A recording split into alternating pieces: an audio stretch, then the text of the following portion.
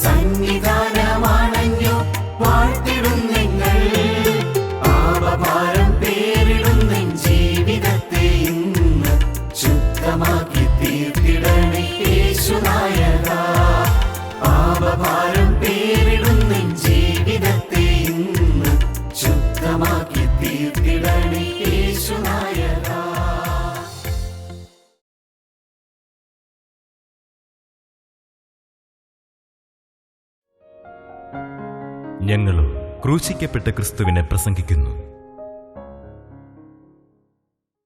ദൈവത്തിന് സ്തോത്രം. അപ്പോസ്തല പ്രവൃത്തികളുടെ പുസ്തകം 5-ാം അധ്യായം 32-ാം വാക്യം വായിക്കാം. ഈ വസ്തുതയ്ക്ക് ഞങ്ങളും ദൈവം തന്നെ അനുസരിക്കുന്നവർക്ക് നൽകിയ പരിശുദ്ധാത്മാവും സാക്ഷികളാകുന്നുവെന്ന് ഉത്തരം പറഞ്ഞു. ഞങ്ങൾ സാക്ഷികളാണ്, തന്നെ അനുസരിക്കുന്നവർക്ക് ദൈവം നൽകുന്ന പരിശുദ്ധാത്മാവ് സാക്ഷിയാണ്. പരിശുദ്ധാത്മാവ് സാക്ഷിയായിരിക്കുന്നു.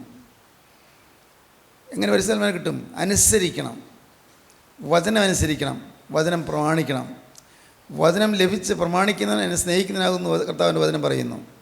എൻ്റെ വചനം ലഭിച്ച് പ്രമാണിക്കുന്നവൻ എൻ്റെ ശിഷ്യനാകുന്നു. എൻ്റെ വചനം ലഭിച്ച് പ്രമാണിക്കുന്നവൻ എൻ്റെ ശിഷ്യനാകുന്നു. എൻ്റെ വചനം ലഭിച്ച് പ്രമാണിക്കുന്നവൻ എന്നെ സ്നേഹിക്കുന്നു. എന്നെ സ്നേഹിക്കുന്നവൻ എൻ്റെ വചനം ലഭിച്ച് പ്രമാണിക്കുന്നു. വചനം ലഭിക്കണം, വചനം പ്രമാണിക്കണം. ചിന്തിക്കൂ, നാളുവരെയുള്ള ജീവിതത്തിൽ വചനം നാം അനുസരിക്കാതെ പോയിട്ടുണ്ടോ? ദൈവത്തിന് ആത്മാവ് കൽപ്പിച്ച വചനം അനുസരിക്കാതെ പോയിട്ടുണ്ടോ? അതോ നമുക്ക് സ്വന്തം ബുദ്ധിയിൽ ആലോചിച്ച് നാം അത് മറികടന്ന് പോയിട്ടുണ്ടോ? അനുസരിക്കാതെ പോയിട്ടുണ്ടോ? സ്വന്തം ബുദ്ധി, സ്വന്തം നീതി, സ്വന്തമായ ചില നീതികൾ, സ്വന്തം ബുദ്ധി, സ്വന്തം ആലോചന, അങ്ങനെ പരിശുദ്ധാത്മാവിൻ്റെ ആലോചനയ്ക്ക് വിധേയപ്പെടാതെ പോയിട്ടുണ്ടോ? കീഴ്പ്പെടാതെ പോയിട്ടുണ്ടോ? ദൈവത്തിന് സ്തോത്രം. ഇവിടെ കിട്ടുന്ന ദൈവത്തിൻ്റെ വചനമാണ്, വചനം ആത്മാവിൻ്റെ വചനമാണ്. ഈ വചനം അനുസരിക്കാതെ പോയിട്ടുണ്ടോ? നിങ്ങൾ ചിന്തിക്കുക. ദൈവത്തിന് സ്തോത്രം. ദൈവത്തിന് വലിയ നാമം മഹത്വപ്പെടട്ടെ. വചനം വിശ്വസിക്കുക, വചനം അനുസരിക്കുക കൂടിയേ കഴിയൂ. ഇല്ലെങ്കിൽ പരിശുദ്ധാത്മാവിനെ കിട്ടുകയില്ല. പരിശുദ്ധാത്മാവിനെ പ്രാപിക്കണം. നമ്മുടെ ഈ കൂട്ടായ്മയിൽ വാസ്തവത്തിൽ ലഭിക്കുന്നൊരു മഹാഭാഗ്യം പരിശുദ്ധാത്മാവിൻ്റെ വചനം കിട്ടുമെന്നുള്ളതാണ്. പ്രസംഗമല്ല കിട്ടുന്നത്, പരിശുദ്ധാത്മാവ് സംസാരിക്കുന്നു. ദൈവത്തിന് സ്തോത്രം. പരിശുദ്ധാത്മാവിന് വേണ്ടി പൂർണ്ണമായി വിട്ടുകൊടുത്താൽ അത്രത്തോളം പരിശുദ്ധാത്മാവ് നമ്മിൽ കൂടി സംസാരിക്കും. പൂർണ്ണമായി വിട്ടുകൊടുത്താൽ പരിശുദ്ധാത്മാവ് നമ്മിൽ കൂടി സംസാരിക്കണം. നമ്മിൽ കൂടി സംസാരിക്കുന്ന പരിശുദ്ധാത്മാവിന് വില കൊടുക്കണം. കൂട്ടായ്മയിൽ നിൽക്കുന്നവരാണെങ്കിലും വചനം കേൾക്കുന്നവരാണെങ്കിലും പലരും ആത്മാവിനെ അനുസരിക്കുന്നതിൽ വ്യഗ്രതയില്ല, നിർബന്ധമില്ല. അങ്ങനെ അതേ ആത്മാവ് തന്നെയാണ് പറയുന്നത്, ശരിയാണ്, അതങ്ങനെയൊക്കെ പറയും. ഇതൊക്കെ ഇങ്ങനെയൊക്കെ ജീവിക്കാൻ പറ്റും, ആരെയും കൊണ്ട് സാധിക്കും എന്നൊക്കെയുള്ള ചിന്തകൾ വരുന്നു. ഇതൊക്കെ പ്രായോഗികമായിട്ട് സാധിക്കുമോ? കുറച്ച് പ്രായമൊക്കെ ആയിക്കഴിഞ്ഞതിന് ശേഷം ഒക്കെ അനുസരിച്ചൊന്നും വരാം. അല്ലാതെ ഞങ്ങൾ ഈ ചെറു പ്രായത്തിലുള്ളവർ ഇതൊക്കെ അനുസരിക്കാൻ പറ്റുമോ എന്നൊക്കെ ചിന്തിക്കുന്ന ആളുകളുണ്ട്. പ്രിയപ്പെട്ടവരെ, ഓർക്കുക, പരിശുദ്ധാത്മാവിനെ അനുസരിച്ചേ പറ്റൂ എന്നുള്ള നിർബന്ധം നിങ്ങൾക്ക് വരണം. പരിശുദ്ധാത്മാവ് ചിലപ്പോൾ നിങ്ങൾ സംസാരിക്കുന്നത് വളരെ കഠിനമായിട്ടായിരിക്കും, ഒരുപക്ഷെ ക്രൂരമായിട്ടാണെന്ന് തോന്നാം. പരിശുദ്ധാത്മാവ് സംസാരിക്കുമ്പോൾ കർശനമായിട്ടായിരിക്കും. അവിടെ വിനയപ്പെടുക, താഴുക. നിങ്ങൾ ചിന്തിച്ചിട്ടുണ്ടോ?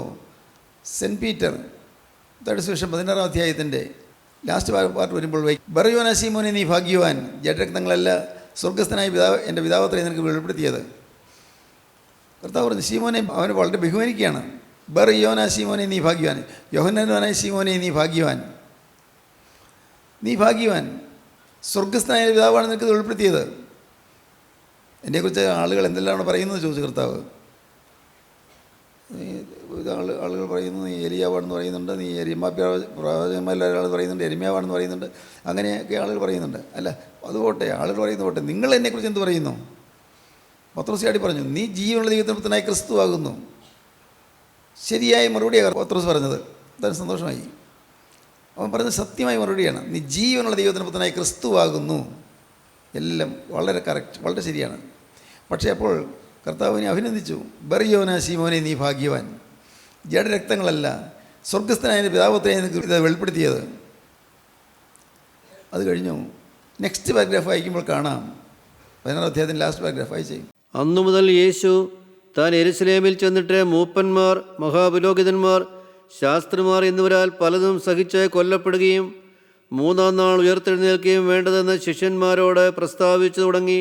എന്നെ യഹൂദന്മാർ പിടികൂടും, എന്നെ കൊല്ലും, എന്നാൽ 3-ാം നാൾ ഉയർത്തെഴുന്നേൽക്കും എന്നൊക്കെ കർത്താവ് പറയാൻ തുടങ്ങി. പിന്നെ പത്രോസ് അവനെ വേറിട്ട് കൊണ്ടുപോയി. പത്രോസ് അത് കേട്ടപ്പോഴേക്കും കർത്താവിനെ ഒന്ന് അടുത്ത് ഒരു ഭാഗത്തേക്ക് മാറ്റിക്കൊണ്ടുപോയി. കർത്താവേ, അതരുതേ. കർത്താവെ, അങ്ങനെ നിന്നെ കൊല്ലാനൊന്നും പറ്റില്ല, ഞങ്ങൾ സമ്മതിക്കില്ല. കർത്താവെ, അതരുതേ, നിനക്ക് അങ്ങനെ ഭവിക്കരുത്. യഹൂദന്മാർ നിന്നെ പിടിച്ചുകൂടി നിന്നെ കൊല്ലുക എന്നൊക്കെ പറയുന്നത് നിനക്ക് ഭവിക്കാൻ പറ്റില്ല, ഞങ്ങൾ സമ്മതിക്കില്ല, നിനക്കത് ഭവിക്കരുതേ എന്ന് പറഞ്ഞു. എന്ന് ശാസിച്ചു തുടങ്ങി. എന്ന് കർത്താവിന് ശാസിച്ചു തുടങ്ങി. നീ എന്താ അങ്ങനെ പറഞ്ഞത്? ഞങ്ങൾ നിന്നോടുകൂടെ എപ്പോഴും നിൽക്കാൻ ഞങ്ങൾ തയ്യാറല്ലേ? ഞങ്ങൾ കൂടെ ഉണ്ടല്ലോ. ഞങ്ങൾ ഈ 12 പേര് നിൻ്റെ കൂടെ തന്നെയല്ലേ? ഞങ്ങൾ നിന്നെ ശരിയായിട്ട് തിരിച്ചറിഞ്ഞാലാണ് ഞങ്ങൾ കൂടെ വന്നിരിക്കുന്നത്. അതുകൊണ്ട് നിനക്ക് അങ്ങനെ കഷ്ടത തരാൻ പാടില്ല, അങ്ങനെ നിനക്കൊരു മരണം സംഭവിക്കാൻ പാടില്ല, നീ അങ്ങനെ ഈ ഭൂമിയിൽ നിന്ന് അങ്ങനെ ധൃതിയിൽ മാറ്റപ്പെടാൻ പറ്റില്ല എന്ന് പത്രോസ് നിർബന്ധമായി പിന്നെയും പിന്നെയും പറഞ്ഞു തുടങ്ങി, ശാസിച്ചു തുടങ്ങി. പിന്നെ അവനോ തിരിഞ്ഞ് പത്രോസിനോട്, കർത്താവ് പത്രോസിനോട് പറയുകയാണ്, സാത്താനെ എന്നെ വിട്ടുപോ, സാത്താനെ എന്നെ വിട്ടുപോ, നീ എനിക്ക് ഇടർച്ചയാകുന്നു, നീ എനിക്ക് ഇടർച്ചയാകുന്നു, നീ ദൈവത്തിൻ്റെതല്ല മനുഷ്യരുടെ അത്രേ കരുതുന്നത് എന്ന് പറഞ്ഞു. നീ കാര്യം എൻ്റെ കൂടെയൊക്കെ നടക്കുന്നു, ഈ 3.5 കൊല്ലം എൻ്റെ കൂടെ നടന്നു, പക്ഷേ ഇത് ദൈവത്തിൻ്റെ അല്ല നീ കരുതുന്നത്. ദൈവത്തിൻ്റെ ഭാവം എന്താണെന്ന് നീ കാണുന്നില്ല, മനുഷ്യരുടെ കാര്യമാണ് നീ കാണുന്നത്. എനിക്ക് ഇടത്തിൽ കഷ്ടത വരരുത് നീ ആഗ്രഹിക്കുന്നു. നിൻ്റെ വിചാരം എനിക്ക് സന്തോഷമാണെന്ന് നീ പറയുന്നത് കേൾക്കുമ്പോൾ സന്തോഷം വരുന്നതാണ് നിൻ്റെ വിചാരം. എന്നെ ഒന്ന് പ്രശംസിച്ചാലോ എന്നെ ഒന്ന് ബഹുമാനിച്ചാലോ എന്നെക്കുറിച്ച് പൊഴുത്തി പറഞ്ഞാലോ എനിക്ക് സന്തോഷമാകുമെന്ന് നീ വിചാരിക്കുന്നു. പത്രോസേ, നീ എന്നെ അറിയുന്നില്ല. എന്നെ പുകഴ്ത്തിയാലോ ഞാൻ ദീർഘകാലം ജീവിച്ചിരിക്കണമെന്ന് നീ ആഗ്രഹിച്ചാലോ അതൊക്കെ നല്ല ചിന്തയാണെന്ന് എനിക്ക് തോന്നുന്നത്. അല്ല, ദൈവത്തിൻ്റെ ഹിതം നടക്കട്ടെ, ദൈവത്തിൻ്റെ പദ്ധതി നടക്കട്ടെ.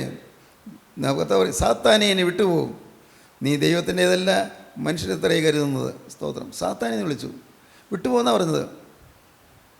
കർത്താവ് അങ്ങനെ പറഞ്ഞു കഴിഞ്ഞപ്പോൾ പത്രോസ് പുറകോട്ട് മാറി. കർത്താവല്ലേ സംസാരിച്ചത്, ശാസിക്കല്ലേ ചെയ്തത്, പുറകോട്ട് മാറി. പക്ഷേ അന്നേരം അല്പനേരത്തേക്ക് മാറി നിന്നെങ്കിലും പിന്നെ നാം കാണുന്നത് അടുത്ത പാരഗ്രാഫ് 17-ാം അധ്യായം 1-ാം വാക്യം. 6 ദിവസം കഴിഞ്ഞ ശേഷം യേശു പത്രോസിനെയും യാക്കോബിനെയും അവൻ്റെ സഹോദരനായ യോഹന്നാനെയും കൂട്ടി, പത്രോസിനെയും യാക്കോബിനെയും യോഹന്നാനെയും കൂട്ടി തനിച്ച് ഒരു ഉയർന്ന മലയിലേക്ക് കൊണ്ടുപോയി. സ്തോത്രം. കർത്താവ് തനിച്ച് ഉയർന്ന മലയിലേക്ക് പോയി. കൂടെ 12 പേരെ കൊണ്ടുപോയില്ല. പത്രോസിനെയും യാക്കോബിനെയും യോഹന്നാനെയും മാത്രമേ കൊണ്ടുപോയുള്ളൂ. ആ കൂട്ടത്തിൽ തന്നെ ഇന്നർ ഫെലോഷിപ്പ് ഉണ്ട്, അവർ മാത്രമേ കൊണ്ടുപോയുള്ളൂ. യായിറോസിൻ്റെ ഭവനത്തിൽ യായിറോസിൻ്റെ മകളെ ഉയർപ്പിക്കാൻ പോയപ്പോൾ പത്രോസും യാക്കോബും യോഹന്നാനും മാത്രമേ മുറിയിൽ ഉണ്ടായിരുന്നുള്ളൂ. മറ്റൊരു മുറിയിൽ നിന്നൊക്കെ സമ്മതിച്ചില്ല. അതിലവർക്ക് പരിഭവിക്കേണ്ട ആവശ്യമില്ല. എന്തുകൊണ്ടാണ് ഞങ്ങളെ കൂട്ടാത്തത്, ഞങ്ങളും ശിഷ്യന്മാരിൽ ഞങ്ങളെ കൂടി കൂട്ടുന്നത് എന്താണ്, അങ്ങനെ അവർക്ക് സംശയമൊന്നുമില്ല. അവർക്ക് ഏതാണ്ട് കാര്യങ്ങൾക്ക് അറിയാമായിരുന്നു. എന്നാൽ ഇവിടെ 6 ദിവസം കഴിഞ്ഞ ശേഷം പത്രോസിനെയും യോഹന്നാനെയും യാക്കോബിനെയും കൂട്ടിക്കൊണ്ട് കർത്താവ് ഉയർന്ന മലയിലേക്ക് കൊണ്ടുപോയി. അവിടെ വെച്ച് അവരുടെ മുമ്പാകെ രൂപാന്തരപ്പെട്ടു. നിറഞ്ഞ പ്രകാശം, അത്യുജ്വല പ്രകാശം. സാത്താനെ വിട്ടുപോകുമെന്ന് പറഞ്ഞപ്പോൾ സ്ഥിരമായിട്ട് വിട്ടുപോകാനാണോ?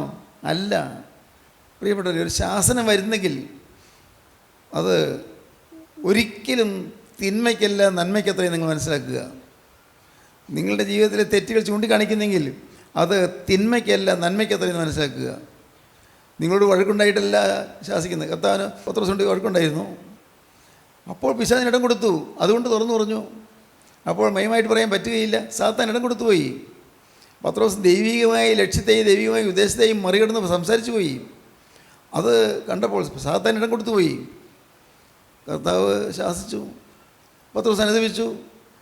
പത്രോസ് തെറ്റ് മനസ്സിലായി, അനുദപിച്ചു. ദാണ്ടേ അടുത്ത ദിവസം കർത്താവ് താബോറിലേക്ക് കയറിപ്പോയപ്പോൾ പത്രോസിനെ യാക്കോബിനെയും യോഹന്നാനെയും കൂട്ടിക്കൊണ്ട് പോയി മറുമലയിലേക്ക്. സ്തോത്രം. നമ്മുടെ കൂട്ടായ്മയിൽ പലരും ശാസനങ്ങളിൽ ഇടറിപ്പോകുന്നു. ശാസനം കേൾക്കുമ്പോൾ മുഖം മങ്ങുന്നു, ശാസനം കേൾക്കുമ്പോൾ ഉള്ളു വാടുന്നു. ആത്മീയമല്ലത്. ശാസനങ്ങൾ കിട്ടുമ്പോഴത് നന്മയ്ക്കാണെന്ന് മനസ്സിലാക്കണം. എന്നെ രൂപാന്തരപ്പെടുത്താനാണ്, എന്നെ വെറുക്കുന്നതുകൊണ്ടല്ല. ദൈവത്തിൻ്റെ ആത്മാവുള്ള ദൈവത്തിനോ ഒരിക്കലും വെറുക്കാൻ പറ്റുകയില്ല, ആരെയും വെറുക്കാൻ പറ്റുകയില്ല. ആത്മാവ് കാണിച്ചു തരുമെന്ന് പറയുന്നു. അത്ര എബ്രായ ലേഖനം 12-ാം അധ്യായത്തിൻ്റെ 5-ാം വാക്യം. മകനെ കർത്താവിൻ്റെ ശിക്ഷ നിരസിക്കരുത്. അവൻ ശാസിക്കുമ്പോൾ മുഷികയും അരുത്. കർത്താവ് ശാസിക്കുമ്പോൾ മുഷികയും അരുത്. കർത്താവ് താൻ സ്നേഹിക്കുന്നവനെ ശിക്ഷിക്കുന്നു. താൻ കൈക്കൊള്ളുന്ന ഏതു മകനെയും തല്ലുന്നു എന്നിങ്ങനെ. മക്കളോടെന്ന പോലെ നിങ്ങളോട് സംവാദിക്കുന്ന പ്രബോധനം നിങ്ങൾ മറന്നു കളഞ്ഞുവോ? നിങ്ങൾ ബാലശിക്ഷ സഹിച്ചാൽ ദൈവം മക്കളോടെന്ന പോലെ നിങ്ങളോട് പെരുമാറുന്നു. ബാലശിക്ഷ സഹിച്ചാൽ ദൈവം നിങ്ങളെ തള്ളിക്കളയുകയല്ല, മക്കളോടെന്ന പോലെ നിങ്ങളോട് പെരുമാറുന്നു. അപ്പൻ ശിക്ഷിക്കാത്ത മകൻ എവിടെയുള്ളൂ? അപ്പൻ ശിക്ഷിക്കാത്ത മകൻ എവിടെയുള്ളൂ? എല്ലാവരും പ്രാപിക്കുന്ന ബാലശിക്ഷ കൂടാതിരിക്കുന്നുവെങ്കിൽ എല്ലാവരും പ്രാപിക്കുന്ന ബാലശിക്ഷ കൂടാതിരിക്കുന്നുവെങ്കിൽ നിങ്ങൾ മക്കളല്ല. ബാലശിക്ഷയ്ക്ക് നിങ്ങൾക്ക് സമ്മതം അല്ലെങ്കിൽ നിങ്ങൾ മക്കളല്ല, കൗലടയന്മാരത്രേ. വേശ്യാപുത്രന്മാരത്രേ. മക്കളല്ല, വേശ്യാപുത്രന്മാരായതുകൊണ്ടാണ്. നിങ്ങൾ അപ്പൻ്റെ മക്കളായി ജനിക്കാത്തതുകൊണ്ടാണ്, നിങ്ങൾ ആ വീണ്ടും ജനനം കിട്ടാത്തതുകൊണ്ടാണ് നിങ്ങൾക്ക് എതിർപ്പ് വരുന്നത്. ദൈവത്തിന് സ്തോത്രം. എല്ലാവരും പ്രാപിക്കുന്ന ബാലശിക്ഷ നിങ്ങൾ കൂടാതിരിക്കുന്നെങ്കിൽ നിങ്ങൾ മക്കളല്ല, കൗലടയന്മാരത്രേ. കൗലടയൻ, കുലടയുടെ മകൾ. കുലട എന്ന് പറഞ്ഞാൽ വേശ്യാസ്ത്രീ, കുലടയുടെ മക്കളത്രേ. നിങ്ങൾ സത്യമായിട്ടും ദൈവത്തിൻ്റെ മക്കളാണെങ്കിൽ സന്തോഷത്തോടെ ശിക്ഷകൾ ഏറ്റുവാങ്ങും, സന്തോഷത്തോടെ ശാസനങ്ങൾ ഏറ്റുവാങ്ങും. അവിടെ മറുതലിപ്പുണ്ടാവില്ല, അവിടെ എതിർപ്പുണ്ടാവില്ല. പിന്നെ നമ്മുടെ ജഡസംബന്ധമായ പിതാക്കന്മാർ നമ്മെ ശിക്ഷിച്ചപ്പോൾ നാം അവരെ വണങ്ങിപ്പോന്നുവല്ലോ. ഈ ലോകത്തിലുള്ള നമ്മുടെ മാതാപിതാക്കൾ നമ്മൾ ശിക്ഷിച്ചപ്പോൾ വണങ്ങിപ്പോന്നുവല്ലോ. ആത്മാക്കളുടെ പിതാവിനെ ഏറ്റവും അധികമായി കീഴടങ്ങി ജീവിക്കേണ്ടതല്ലയോ? ആത്മാക്കളുടെ പിതാവ് നിത്യനായ ദൈവം ശാസിക്കുമ്പോൾ, പരിശുദ്ധാത്മാവിനെ ശാസിക്കുമ്പോൾ കീഴടങ്ങിയിരിക്കേണ്ടതല്ലയോ? കീഴടങ്ങിയിരിക്കണം. അവർ ശിക്ഷിച്ചത് കുറെ കാലവും നമ്മുടെ മാതാപിതാക്കൾ നമ്മൾ ശിക്ഷിച്ചത് കുറേ കാലത്തേക്കേ ഉള്ളൂ. തങ്ങൾക്ക് ബോധിച്ച പ്രകാരവും അത്രേ. അവർ പല അവിവേകമായിട്ടൊക്കെ ശിക്ഷിച്ച് കാണും, തങ്ങൾക്ക് ബോധിച്ച പ്രകാരവും അത്രേ. അവനോ നാം അവൻ്റെ വിശുദ്ധി പ്രാപിക്കേണ്ടതിന്, എന്നാലോ നിത്യനായ ദൈവമോ നാം അവൻ്റെ വിശുദ്ധി പ്രാപിക്കേണ്ടതിന്, നമ്മുടെ ഗുണത്തിനായി തന്നെ ശിക്ഷിക്കുന്നത്. നമ്മുടെ ഗുണത്തിനായി തന്നെ ശിക്ഷിക്കുന്നത്. അവൻ്റെ വിശുദ്ധി, നിത്യനായ ദൈവത്തിൻ്റെ വിശുദ്ധി നാം പ്രാപിക്കേണ്ടതിന്, നമ്മുടെ ഗുണത്തിനായി തന്നെ ശിക്ഷിക്കുന്നത്. ഏത് ശിക്ഷയും തൽക്കാലം സന്തോഷകരമല്ല, ദുഃഖകരമത്രേ എന്ന് തോന്നും. ഏത് ശിക്ഷയും കിട്ടുമ്പോൾ സന്തോഷമല്ല, ദുഃഖകരമാണ് തോന്നും. പിന്നത്തേതിലോ അതിനാൽ അഭ്യാസം വന്നവർക്ക്, ക്ഷണത്തിൽ നിന്ന് വളർന്ന് അങ്ങനെ അഭ്യാസം കിട്ടിയവർക്ക്, ആത്മീയമായി മുന്നേറി പോകുന്നവർക്ക് നീതി എന്ന സമാധാന ഫലം ലഭിക്കും. നീതി എന്ന സമാധാന ഫലം ലഭിക്കും. ആകയാൽ തളർന്ന കൈയും കുഴഞ്ഞ മുഴങ്കാലും നിവർത്തുവീൻ. ആകയാൽ തളർന്ന കൈയും കുഴഞ്ഞ മുഴങ്കാലും നിവർത്തി. നിങ്ങൾക്ക് അവൻ്റെ വിശുദ്ധി പ്രാപിക്കാനാണ് നിങ്ങൾക്ക് ശാസനം കിട്ടുന്നത്. ദൈവത്തിന് സ്തോത്രം. ദൈവത്തിൻ്റെ ഈ നാമം മഹത്വപ്പെടട്ടെ. ഞാൻ ചില അവസരങ്ങളിൽ ചിലരോട് വളരെ പരുഷമായി സംസാരിച്ചിട്ടുണ്ട്. പരുഷമായിട്ട് എനിക്കറിയാം, ഒരു പേഴ്സണലായിട്ട് വ്യക്തിപരമായി ഒരു വിരോധവും ഇല്ല, ഒരു ഇഷ്ടക്കുറവില്ല, വ്യക്തിപരമായിട്ട് പ്രിയമാണ് താനും. പക്ഷേ ഒരു മയമില്ലാതെ സംസാരിച്ചിട്ടുണ്ട്. അപ്പോൾ എനിക്കറിയാം, അവിടെ മയപ്പെട്ട് സംസാരിച്ചാൽ ആൾക്ക് ഗുണം കിട്ടുകയില്ല. അവൻ്റെ വിശുദ്ധി പ്രാപിക്കാനാണ്, ക്രിസ്തുവിൻ്റെ വിശുദ്ധി പ്രാപിക്കാനാണ് സംസാരിക്കുന്നത്. ക്രിസ്തുവിൻ്റെ വിശുദ്ധി പ്രാപിക്കാൻ വേണ്ടിയാണ് ഈ ശിക്ഷണം, ശാസനം. വാസ്തവത്തിൽ നമ്മുടെ കൂട്ടായ്മയിൽ കിട്ടുന്ന ഈ ആത്മീയമായ അനുഗ്രഹങ്ങൾ, നൽവരങ്ങൾ മറ്റൊരിടത്ത് കിട്ടാത്തതാണ്. മറ്റെങ്ങും ഇല്ല, അതൊന്നും. ശാസനങ്ങളില്ല, ശിക്ഷണങ്ങളില്ല. എല്ലാവരെയും തപ്പിത്തടവി, എല്ലാവരെയും ലോഹ്യപ്പെടുത്തി കൊണ്ടുപോകുന്നു. എന്തെങ്കിലും സംഭാവന കൊടുക്കുന്നവരെ വളരെ സ്നേഹത്തോടെ അവരോട് പെരുമാറുന്നു. അല്ലെങ്കിൽ പള്ളിക്ക് കുരിശുതൊട്ടി പണിയിച്ച് കൊടുക്കുന്നവരെ വലിയ സ്നേഹമാണ്. അതല്ലെങ്കിൽ പള്ളിക്ക് വലിയ മണി കൊടുക്കുന്നത്, പള്ളിക്ക് വഴിപാടായിട്ട് കൊടുക്കുന്നത് ഇഷ്ടമാണ്. അങ്ങനെയുള്ളവരൊക്കെ സ്നേഹിക്കും, അങ്ങനെയുള്ളവരൊക്കെ തപ്പിത്തടവി തലോലിക്കും. പക്ഷേ ഭാഗ്യവശാൽ നമ്മുടെ കൂട്ടായ്മയിൽ കിട്ടിയിരിക്കുന്നത് അങ്ങനെയല്ല. ആരെന്ത് കൊടുക്കുന്നു, എന്ത് ചെയ്യുന്നു എന്നുള്ളത് ഒന്നുമല്ല. തെറ്റുകൾ നിത്യജീവനിലേക്ക് പോകുന്ന തടസ്സമായി കാണുന്നതെല്ലാം തുറന്ന് ശാസിക്കുന്നു, ശിക്ഷണം നൽകുന്നു. ദൈവത്തിന് സ്തോത്രം. ദൈവത്തിൻ്റെ വലിയ നാമം മഹത്വപ്പെടട്ടെ. പ്രിയപ്പെട്ടവരെ, ശാസനങ്ങൾ കിട്ടുമ്പോൾ അത് നന്മയ്ക്കാണെന്ന് മനസ്സിലാക്കാൻ സാധിക്കണം. പരിശുദ്ധാത്മാവ് ശാസിക്കുന്നു. എന്താണ്? ആത്മാവിനെ അനുസരിക്കണം. ദൈവത്തിൻ്റെ പരിശുദ്ധാത്മാവിനെ വിശ്വസിക്കണം, ആത്മാവിനെ അനുസരിക്കണം. ഇല്ലെങ്കിൽ പരിശുദ്ധാത്മാവിന് കിട്ടുകയില്ല. നിങ്ങൾക്കൊരു പുതിയ തീരുമാനം എടുക്കാൻ പറ്റുമോ? പുതിയൊരു സമർപ്പണം എടുക്കാൻ പറ്റുമോ? പരിശുദ്ധാത്മാവേ, അരൂപിയായ ആത്മാവേ, അദൃശ്യനായ ദൈവാത്മാവേ, അവിടുത്തെ വഴിയിൽ കൂടി പൂർണ്ണമായി ചേർന്ന് ഞാൻ പോകും. അവിടുത്തെ ഹിതം മുഴുവനായി ഞാൻ അനുഷ്ഠിക്കും. പരിശുദ്ധാത്മാവേ, അവിടെ നിന്നോട് കൽപ്പിക്കുന്ന കൽപ്പനകളൊക്കെ ഞാൻ അനുസരിക്കും. പരിശുദ്ധാത്മാവേ, ജീവൻ്റെ ആത്മാവേ, എൻ്റെ ഉള്ളത്തിലേക്ക് എഴുന്നള്ളി വന്ന് എന്നിൽ നീ നിവസിക്കണം, എന്നിൽ വസിക്കണമേ. പരിശുദ്ധാത്മാവേ, എൻ്റെ ഉള്ളത്തിലേക്ക് വന്ന് എന്നെ നീ ജ്വലിപ്പിക്കണമേ, എന്നെ കത്തുപിടിപ്പിക്കണമേ. പരിശുദ്ധാത്മാവേ, എന്നിൽ വന്ന് എന്നിലുള്ള പാപത്തിൻ്റെ എല്ലാ തിന്മകളെയും കർത്താവെ കത്തിച്ച് കളയണമേ. പരിശുദ്ധാത്മാവേ, തീയാകുന്ന പരിശുദ്ധാത്മാവ് എൻ്റെ ഉള്ളത്തിലേക്ക് വന്ന് എൻ്റെ ഉള്ളത്തിലുള്ളതായി, എൻ്റെ ഹൃദയത്തിലുള്ളതായി, ഞാൻ അറിഞ്ഞു അറിയാതെയും ഉള്ളതായി പാപങ്ങളെല്ലാം കത്തിച്ച് കളയണമേ. പരിശുദ്ധാത്മാവേ, എൻ്റെ ബോധമനസ്സിലേക്ക് ഇറങ്ങി വന്ന് അബോധതലങ്ങളിലേക്ക് ഇറങ്ങി വന്ന് മറന്നു കിടക്കുന്ന കാര്യങ്ങളൊക്കെയും ഞാൻ മറന്നു കിടക്കുന്നതാണെങ്കിലും കർത്താവെ എല്ലാം കത്തിച്ച് കളയണമേ. പരിശുദ്ധാത്മാവിന് വേണ്ടിയുള്ളതായ ദാഹം വരട്ടെ. സഹോദരങ്ങളെ, നിങ്ങൾക്ക് ദൈവരാജ്യം വേണം, എനിക്കും ദൈവരാജ്യം വേണം. ഈ ലോക ജീവിതം താൽക്കാലികമാണ്. ദൈവത്തിന് സ്തോത്രം, ദൈവത്തിന് സ്തോത്രം, ദൈവത്തിൻ്റെ ഒരു നാമം മഹത്വപ്പെടട്ടെ. ഓരോ ദിവസം ചെല്ലുന്നതോറും ഞാൻ ഓരോ ദിവസവും രാവിലെ എഴുന്നേൽക്കുമ്പോൾ ഞാൻ അപ്പോൾ ഇന്ന് ഞാൻ എഴുന്നേറ്റു എന്നേ പറയും. ഇന്ന് ഞാൻ എഴുന്നേറ്റു. എന്താ അങ്ങനെ പറയുന്നത്? അപ്പോൾ ഇന്ന് ഞാൻ എഴുന്നേറ്റു. കാരണം ഉറങ്ങാൻ കിടന്ന് എത്രയോ പേര് ഉണരുന്നില്ല, ഉറങ്ങാൻ കിടന്ന് എത്രയോ പേര് ഉണരുന്നില്ല. ഞാൻ എഴുന്നേറ്റു. ദൈവമേ ഒരു പുതിയ പകൽ തരുന്നു, നന്ദി, ദൈവത്തിന് സ്തോത്രം. ഇന്ന് എൻ്റെ സ്വർഗത്തിൽ ദൈവം ദുഃഖിക്കുന്നതൊന്നും ഈ ഉള്ളവൻ്റെ ജീവിതത്തിൽ വരരുത്. എൻ്റെ കർത്താവ് വ്യസനിക്കുന്ന ഒരു കാര്യവും വരരുത്. കർത്താവെ വീണ്ടും ഞാൻ സമർപ്പിക്കുന്നു. എന്നെ പിടിച്ചുകൊള്ളണമേ, എന്നെ കാത്തുകൊള്ളണമേ. പരീക്ഷയിലേക്ക് എന്നെ പ്രവേശിപ്പിക്കാതെ ദുഷ്ടങ്ങളിൽ നിന്ന് വിടുവിക്കണമേ, എന്നെ കാത്തുകൊള്ളണമേ. പ്രിയപ്പെട്ടവരെ, പ്രാർത്ഥിക്കുമോ നിങ്ങളങ്ങനെ? പരിശുദ്ധാത്മാവിനെ അനുസരിച്ച് പോകുന്നൊരു പുതിയ ജീവിതം നിങ്ങൾ തുടങ്ങൂ. ആത്മാവിനെ വിശ്വസിക്കണം, ആത്മാവിനെ അനുസരിക്കണം. ആത്മാവിനെ വിശ്വസിക്കാതെ ആത്മാവിനെ കിട്ടുകയില്ല, ആത്മാവിനെ അനുസരിക്കാതെ ആത്മാവിനെ കിട്ടുകയില്ല. ദൈവത്തിന് സ്തോത്രം. ആദിമകാല അപ്പോസ്തലന്മാർ ആത്മാവിനെ അനുസരിച്ചിരുന്നു, ആത്മാവിനനുസരിച്ചു. പൗലോസിലേക്ക് ഒരു പരിപാടി ഉണ്ടായിരുന്നു, ആസിയിൽ പ്രസംഗിക്കണമെന്ന്. ആസിയിൽ ഏഷ്യാനെറ്റിൽ പോയി പ്രസംഗിക്കണമെന്ന്. അപ്പോൾ പരിശുദ്ധാത്മ വിലയ്ക്ക് വേണ്ട, പോകണ്ടെന്ന് പറഞ്ഞു. എന്താന്ന് പറഞ്ഞില്ല, എന്താ കാരണം എന്ന് പറഞ്ഞില്ല, അനുസരിച്ചു. അപ്പോൾ വിധുനയ്ക്ക് പോകാം, വചനം പറയാൻ അങ്ങോട്ട് പോകാം. നോ, വേണ്ട, അതും പരിശുദ്ധാത്മ വിലക്കി. ആ ബാക്കിയൊന്ന് വായിച്ച്. ആസിയിൽ വചനം പ്രസംഗിക്കരുതെന്ന് പരിശുദ്ധാത്മ വിലക്കി. വായിക്കേ. അവർ ആസിയിൽ വചനം പ്രസംഗിക്കരുതെന്ന് പരിശുദ്ധാത്മാവ് വിലക്കുകയാൽ ഫ്രുഗ്യയിലും ഗലാത്യ ദേശത്തിലും കൂടി സഞ്ചരിച്ചു. മൂസയിലെത്തി ബിഥുന്യയ്ക്ക് പോകുവാൻ ശ്രമിച്ചു. യേശുവിൻ്റെ ആത്മാവോ അവരെ സമ്മതിച്ചില്ല. വചനം പ്രസംഗിക്കാൻ കർത്താവിൻ്റെ ആത്മാവ് എന്താ പറഞ്ഞത്? നിങ്ങൾ ഭൂലോകത്തിലൊക്കെയും പോയി സകല ജാതികളോട് സുവിശേഷം പ്രസംഗിപ്പീൻ. അപ്പോൾ പൗലോസിക്ക് തോന്നി ആസിയിലെ കുറേ സ്ഥലങ്ങളുണ്ട്, ഏഷ്യ മൈനറിൽ കുറേ സ്ഥലങ്ങളുണ്ട്, അവിടെ പോയി പ്രസംഗിക്കണം. അപ്പോൾ നല്ല ആഗ്രഹമല്ലേ, നല്ലതാണ്. പക്ഷേ ആത്മാവ് വേണ്ട, നീ പോകണ്ട, അങ്ങോട്ട് പോകണ്ടെന്ന് പറഞ്ഞു. എന്നാൽ ബിഥുനിക്ക് പോകാം, അവിടെയും ദൈവത്തിൽ വേല ചെയ്യണം, കർത്താവിന് വേണ്ടിയാണ്, അല്ലാണ്ട് സ്വന്തം താല്പര്യപ്രകാരമില്ല. വേണ്ട, പരിശുദ്ധാത്മാവ് തടുത്തു.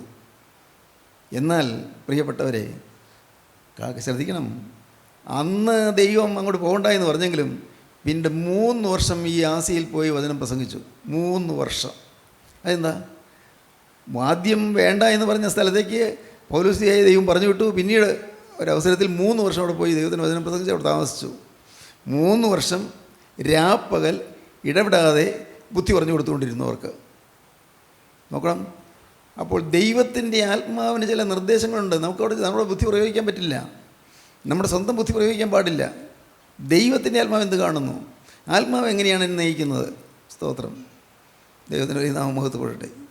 പ്രിയപ്പെട്ടവരെ, ദൈവത്തിൻ്റെ ഹിതത്തിന് വിട്ടുകൊടുക്കണം. എൻ്റെ അഭിപ്രായത്തിൽ ഞാൻ നിന്ന് കൊടുക്കരുത്. എനിക്ക് സ്വന്തം മനസ്സാക്ഷിയിൽ ചില പ്ലാനുകൾ വരുന്നു, അതിന് ഞാൻ നിന്ന് കൊടുത്താൽ ഞാൻ ഭോഷനായി പോകും. ദൈവത്തിൻ്റെ അഭിപ്രായത്തിന് വിട്ടുകൊടുക്കുക. ദൈവത്തിന് സ്തോത്രം. കരുണയുള്ള കർത്താവ് എന്താ കാണുന്നത് അതിന് കൊടുക്കുക. ദൈവത്തിന് വേറെ ആരെങ്കിലും അയച്ചാലും ഭഗവാന്റെ വേല നടത്താമല്ലോ. പിന്നെ എന്താ, ഞാൻ പോകണമെന്ന് കർത്താവ് ആഗ്രഹിക്കുന്നെങ്കിൽ അവിടെ ഞാൻ പോയേ പറ്റൂ. ദൈവത്തിൻ്റെ ഇഷ്ടമാണത്. ദൈവത്തിന് സ്തോത്രം. ദൈവത്തിന് വലിയ നാമം മഹത്വപ്പെടട്ടെ. പൂർണ്ണമായിട്ട് കർത്താവിന് വിനയപ്പെടുത്തി കൊടുക്കാൻ പറ്റുമോ? നിങ്ങൾ യേശുക്രിസ്തുവിൻ്റെ കരങ്ങളിൽ മുഴുവനായിട്ട് വിട്ടുകൊടുക്കാൻ പറ്റുമോ? മുഴുവനായിട്ട് ഏൽപ്പിച്ചു കൊടുത്ത് കർത്താവിൻ്റെ കരങ്ങളിലേക്ക് സമ്പൂർണ്ണമായിട്ട് വിട്ടുകൊടുത്ത്, കർത്താവെ നിൻ്റെ വഴിയിൽ കൂടി മാത്രമേ ഞാൻ നടക്കുകയുള്ളൂ, നീ പ്രസാദിക്കുന്ന പോലെ മാത്രമേ ഞാൻ ജീവിക്കുകയുള്ളൂ, നിൻ്റെ തിരുവചനപ്രകാരം മാത്രമേ ഞാൻ ജീവിക്കുകയുള്ളൂ. തിരുവചനത്തിന് വിരുദ്ധമായി എന്ത് കിട്ടിയാലും, എന്ത് ദർശനം കിട്ടിയാലും, എന്തെല്ലാം ഉണ്ടായാലും ഞാനത് അംഗീകരിക്കുകയില്ല. നിൻ്റെ ഈ എഴുതപ്പെട്ട തിരുവചനം, ഈ തിരുവചനം ഇതിനകത്തുള്ളതിൽ നിന്ന് വ്യത്യസ്തമായി എന്തെല്ലാം കണ്ടാലും ഞാൻ വിശ്വസിക്കുകയില്ല. സ്തോത്രം. അങ്ങനെ നിങ്ങൾക്ക് ഒരു വ്യക്തമായി തീരുമാനമെടുക്കാൻ പറ്റുമോ? ആത്മാവിനെ നിങ്ങൾക്ക് ലഭിക്കും. 1 ആത്മാവിനെ വിശ്വസിക്കുക, 2 ആത്മാവിനെ അനുസരിക്കുക. സ്തോത്രം. ഇന്ന് ഇത് കേട്ടുകൊണ്ടിരിക്കുമ്പോൾ നിങ്ങൾക്ക് പുതിയ തീരുമാനമെടുക്കാം. പുതിയ തീരുമാനം. കർത്താവേ, ഇതുവരെയും ഞാൻ ആത്മാവിൻ്റെ വഴിക്കല്ല പോയത്, എൻ്റെ സ്വന്തം വഴിക്ക് പോയി, എൻ്റെ സ്വന്തം ചിന്താഗതിയിൽ ഞാൻ ജീവിച്ചു. ദൈവത്തിൻ്റെ ആത്മാവേ, എൻ്റെ വഴിയിൽ നീ എന്നെ പോകാൻ അനുവദിക്കരുത്, എന്നെ നീ തടുക്കണം. എൻ്റെ സ്വന്തം വഴിയിൽ പോകാൻ നീ അനുവദിക്കരുത്, നീ എന്നെ തടുക്കണം. പരിശുദ്ധാത്മാവേ, നിൻ്റെ വഴിയിൽ കൂടി പോകാൻ കർത്താവേ എന്നെ നയിക്കണമേ. ഇങ്ങനെ പ്രാർത്ഥിക്കുമോ നിങ്ങൾ? കർത്താവേ, നിൻ്റെ വഴിയിൽ കൂടി, നിൻ്റെ ഹിതപ്രകാരം. നമ്മുടെ സ്വന്തം ഹിതപ്രകാരം ഇന്നയാൾ പ്രസംഗിക്കണം, ഇന്നയാൾ പ്രസംഗിച്ചാൽ കൊള്ളാം എന്നൊക്കെ ചിന്തകൾ, സ്വന്തം താല്പര്യം വരും. ഞാൻ വിടുന്നു കർത്താവേ, എനിക്ക് പ്രസംഗിക്കണം, ഇല്ല, അതും ഞാൻ വിടുന്നു കർത്താവേ. എനിക്ക് എല്ലാവരുടെയും മുമ്പിൽ നല്ല പിള്ളയായിട്ട് നിൽക്കണം. അതും ഞാൻ വിടുന്നു കർത്താവേ. എനിക്കാകെ ഒന്ന് മാത്രം, എൻ്റെ രഹസ്യങ്ങൾ കാണുന്ന എൻ്റെ യേശു, എനിക്ക് വേണ്ടി ജീവൻ തന്ന എൻ്റെ യേശു, വ്യസനിക്കാത്ത വിധത്തിൽ ഒരു വിശുദ്ധനായി എനിക്ക് ജീവിക്കണം, ശുദ്ധിമതിയായി എനിക്ക് ജീവിക്കണം. തീരുമാനമുണ്ടോ നിങ്ങൾക്ക്? ജീവിതം കർത്താവിന് കൊടുക്കാൻ നിങ്ങൾക്ക് തോന്നുന്നുണ്ടോ? ആ തീരുമാനത്തോട് കർത്താവിനെ അനുസരിക്കാൻ തയ്യാറാണോ? പൂർണ്ണമായി അനുസരിച്ച് ക്രിസ്തുവിൻ്റെ കരങ്ങളിലേക്ക് കൊടുത്ത്, പൂർണ്ണമായി അനുസരിച്ച് വിട്ടുകൊടുത്ത്, ക്രിസ്തുവിൻ്റെ സ്നേഹം നിർബന്ധമായി അനുഭവിച്ചുകൊണ്ട് ദൈവത്തെ സ്തുതിച്ച് ജീവിപ്പാൻ നിങ്ങൾ തന്നെ സമർപ്പിക്കുക. നമുക്ക് പ്രാർത്ഥിക്കാം. കാരുണ്യവാനായ ഞങ്ങളുടെ സ്വർഗീയ പിതാവേ, ഈ മനോഹരമായ ദിവസത്തിനായി ഞങ്ങൾ നിന്നെ സ്തുതിക്കുന്നു, ഞങ്ങൾ നിന്നെ സ്തോത്രം ചെയ്യുന്നു. ഈ മക്കളെല്ലാം തുടരണമേ കർത്താവേ. പരിശുദ്ധാത്മാനെ വിശ്വസിക്കുവാനും പരിശുദ്ധാത്മാനെ അനുസരിക്കുവാനും അങ്ങനെ ജീവൻ്റെ തുറമുഖത്ത് എത്തിച്ചേരുവാനും എല്ലാവരും യോഗ്യരാക്കി തീർക്കണമേ കർത്താവേ. അവിടുത്തെ രണ്ടാമത്തെ വരയിൽ വിശുദ്ധന്മാർ പറന്നു ഉയരുമ്പോൾ ഞങ്ങളും ആ കൂട്ടത്തിൽ പറന്നു ഉയരാൻ ഞങ്ങൾക്കും ഭാഗ്യം തരണമേ. എല്ലാവരെയും അനുഗ്രഹിക്കണമേ. യേശു ക്രിസ്തുവിൻ്റെ സ്നേഹം നിറഞ്ഞ നാമത്തിൽ പ്രാർത്ഥിക്കുന്ന കൃപയോടെ കേൾക്കണമേ. ആമീൻ. ഹല്ലേലൂയ.